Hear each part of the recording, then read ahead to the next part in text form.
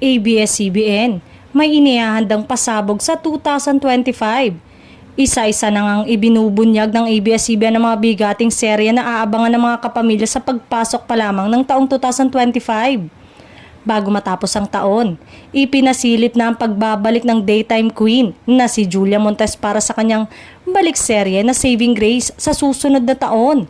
Kasama nito ang ilan sa mga bigating aktor ng industriya kabilang na ang megastar na si Miss Sharon Cuneta. Maging ang serye na Incognito na pagbibidahan ng mga sikat na kapamilya stars na sina Daniel Padilla, Richard Gutierrez, Ian Veneracion, Baron Geisler, Maris Racal, Anthony Jennings at Kyla Estrada.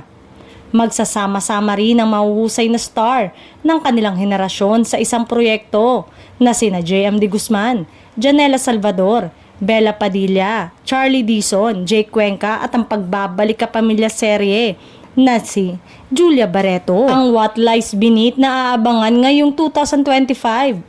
The long wait is over naman dahil tuloy-tuloy na rin ang Filipino adaptation ng Korean series na It's Okay to Not Be Okay at pagbibidahan ito ni Ann Curtis, Joshua Garcia at Carlo Aquino.